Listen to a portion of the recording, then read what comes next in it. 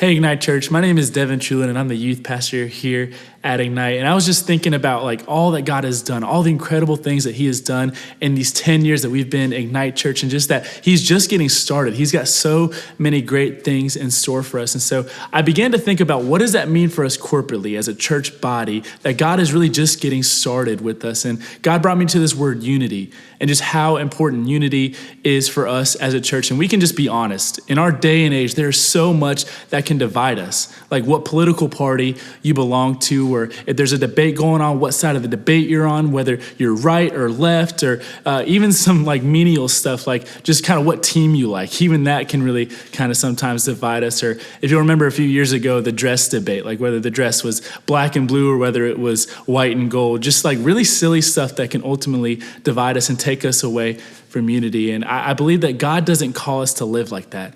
That God calls us as a church body, as a corporate family, to be united and not divided.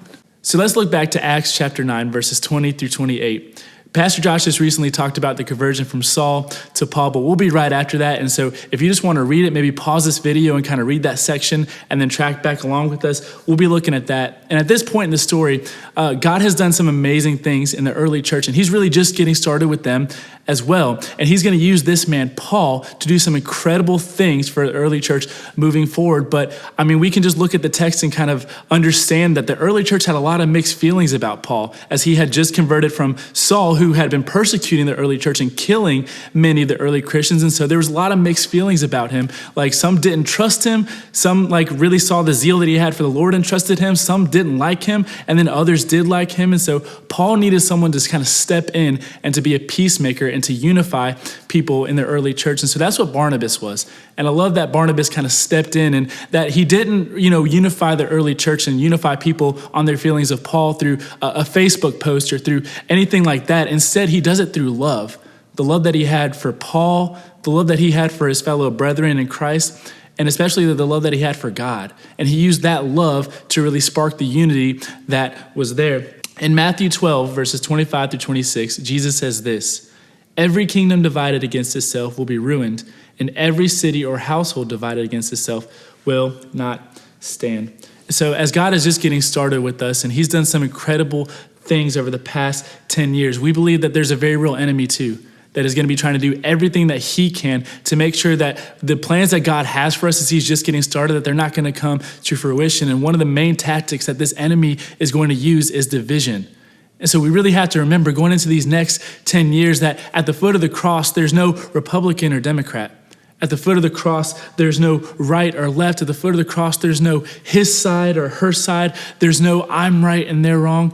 Because at the foot of the cross, there's just Jesus and the free grace that he offers each and every one of us to belong to this family.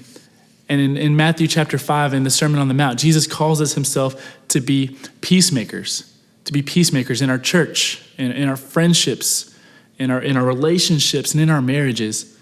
And so, as God is just getting started with us as a church and calling us to be a unified church, here are a couple of my questions for us. Who is God calling you to be a peacemaker to, or to be reconciled to?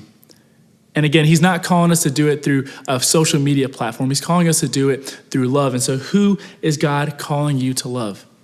Maybe it's someone that thinks differently than you, or just lives differently than you, or is just in a different place than you. Maybe God is calling you to be a peacemaker to someone that's wronged you before and that you need to actually bring forgiveness and reconciliation to. Maybe it's your spouse, and in order to save your marriage, God is calling you to be a peacemaker and to enter into that season in that way. Who is God calling you to be a peacemaker to? And then today, what is the first practical step of love that God may be calling you to take in order to bring reconciliation and in order to be a peacemaker? Let's remember that God has called us to be a unified church body, and that he's just getting started with us. And for the next 10 years, what God has in store for us will require us to be a unified church body.